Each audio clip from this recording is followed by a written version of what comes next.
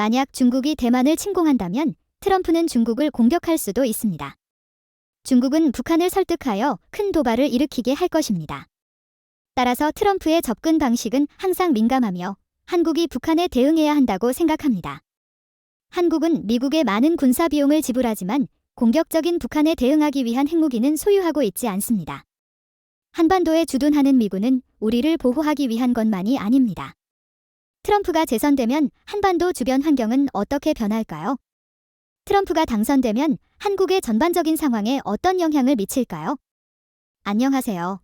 오늘 우리는 미국 대통령 선거와 트럼프가 재선될 경우 한국에 대한 우려와 구체적인 영향에 대한 뉴스를 요약할 것입니다. 우리가 현재 외교 및 안보 정책에서 가장 주목해야 할 것 중 하나는 아마도 NATO와 관련된 문제일 것입니다. 트럼프는 미국이 우크라이나 전쟁에 유럽보다 훨씬 많은 돈을 지출하고 있기 때문에 NATO와의 관계를 개선하고자 하지 않습니다. 그는 미국이 유럽의 안보 비용을 부당하게 부담하고 있다고 생각합니다. 이를 위해 트럼프는 유럽의 NATO 동맹국들에게 전쟁 비용 청구서를 보내고 최소한 GDP의 2%를 국방비로 지출하도록 요구했습니다. 그는 미국이 NATO를 탈퇴할 가능성에 대해 경고하며 이는 안보동맹의 안정성에 대한 우려를 불러일으켰습니다. 다보스 포럼에서 유럽 지도자들이 미국 대통령 선거에 큰 관심을 보인 것은 미국이 유럽 안보에 얼마나 중요한지를 반영합니다. 현재 한국은 GDP의 7%, 약 4,690억 달러를 국방비로 지출하고 있으며 이는 세계에서 9번째로 많은 액수입니다. 이는 작은 금액이 아니며 우리는 북한과 대치 상태에 있기 때문입니다. 그러나 트럼프는 처음 임기부터 한국에 대해 여러 불만을 가지고 있었습니다. 이 문제를 조사하기 위해 우리는 마크 에스퍼 전 국방장관을 인터뷰할 기회를 가졌습니다. 에스퍼는 트럼프가 한국이 미국에 TV와 자동차를 팔고 있으면서 미국이 한국의 안보를 보장해주고 있다는 것이 불공평하다고 생각한다고 말했습니다.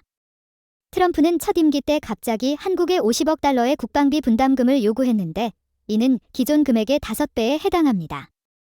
그러나 당시 트럼프 정부 내에서 이 숫자의 근거를 설명할 수 있는 사람은 아무도 없었습니다. 트럼프는 자신이 생각하기에 가장 높은 숫자를 제시한 후 상대방을 흔들었습니다.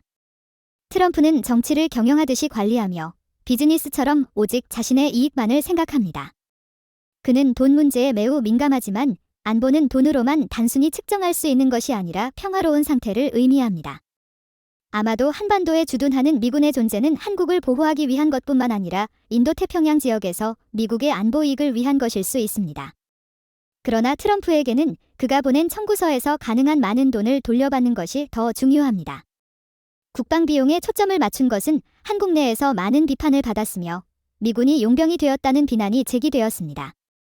그러나 목표는 부담을 공평하게 나누는 것이었지만 미군이 용병으로 낙인 찍힌 비난은 계속되었습니다. 결국 바이든 정부로 정권이 바뀌면서 국방비용 협상이 해결되었고 13.9% 증가한 액수로 6년 계약을 체결했습니다.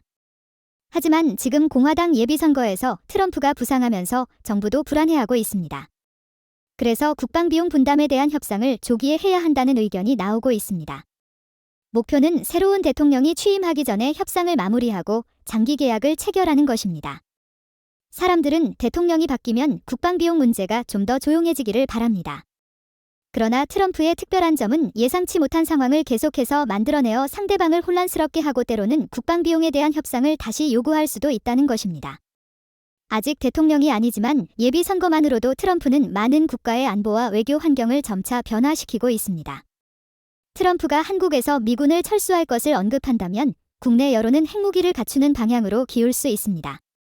이코노미스트는 트럼프가 당선되면 일본과 한국이 핵무기를 자체적으로 갖출 수 있다고 보도했습니다. 여론조사에 따르면 약 60%의 국민이 핵무기가 필요하다고 생각합니다. 공식적으로 핵무기를 보유하고 있지 않지만 북한이 핵무기를 가지고 있다는 우려가 큽니다. 국방비 문제로 미군이 철수한다면 핵무기를 가져야 한다는 여론이 뜨거워질 것입니다. 하지만 핵무기를 갖추는 것은 쉬운 일이 아닙니다. 두 가지 큰 문제가 발생할 수 있습니다. 첫째, 핵무기를 갖추기로 결정한다면 한국은 핵확산금지 조약 (NPT)에서 탈퇴하고 핵무기를 개발해야 하며 이로 인해 국제 제재를 받을 수 있습니다. 무역에 크게 의존하는 나라인 한국으로서는 국제 제재를 받게 되면 경제적으로 매우 어려운 상황에 처할 수 있습니다. 둘째, 핵무기 개발은 상당한 비용과 시간이 듭니다. 한국이 핵무기를 개발할 능력이 있다고 하더라도 몇 달 안에 핵무기를 갖추는 것은 불가능합니다. 국내에서 핵실험을 어디서 할 수 있을지는 큰 문제입니다. 전문가들은 이것이 어려울 것이라고 지적합니다. 트럼프가 김정은과 세 차례 회담을 가졌는데 트럼프가 재선된다면 북미 회담이 다시 열릴 가능성이 있습니다. 미국 대통령과 북한 최고 지도자의 만남은 언론에 매우 매력적이어서 전 세계 미디어의 주목을 받을 수 있습니다. 이전 세 차례 회담은 언론 이벤트처럼 보였지만 실제로 핵 비확산 노력보다는 더 많았습니다.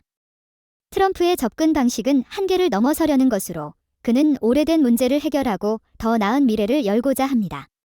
정상회담은 보통 사전에 주제를 정하고 준비하여 리더들이 서명만 하면 됩니다. 하지만 트럼프의 스타일은 상위에서 결정하고 그 후에 하위로 전달하는 탑다운 방식이어서 협상 준비가 부족하게 됩니다. 양측은 비핵화에 대해 다른 견해를 가지고 있으며 김정은이 제안한 비핵화 목표도 다릅니다.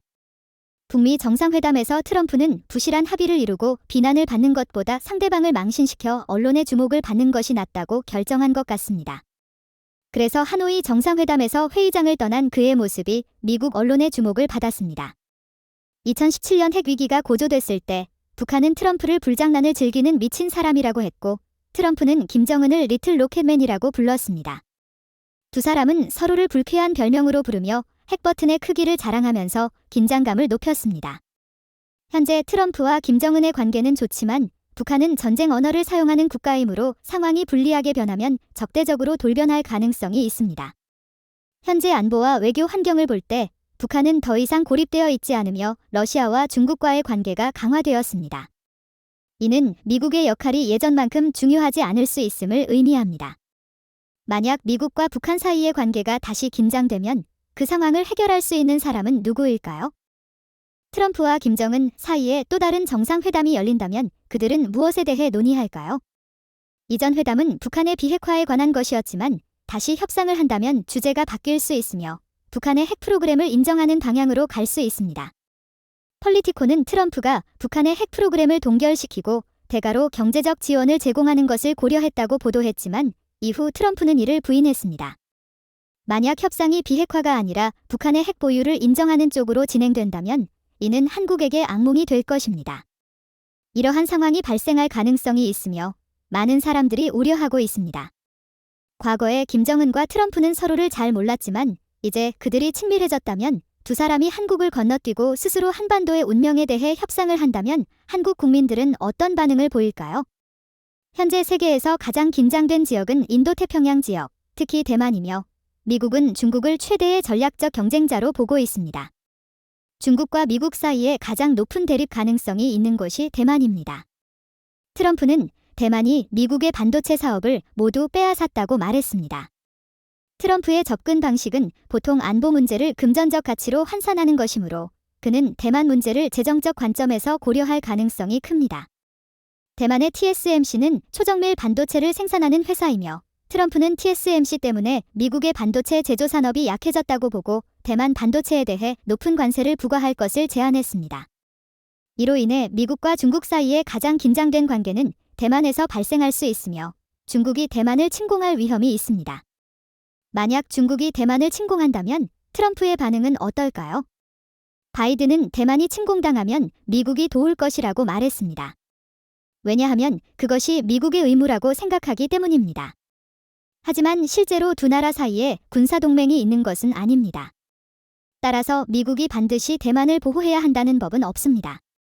그럼에도 불구하고 바이든은 여러 차례 대만을 보호하겠다고 선언하고 그들에게 무기를 판매해 군사적으로 강화하고 있습니다. 그러나 트럼프는 다른 접근 방식을 가질 수 있습니다.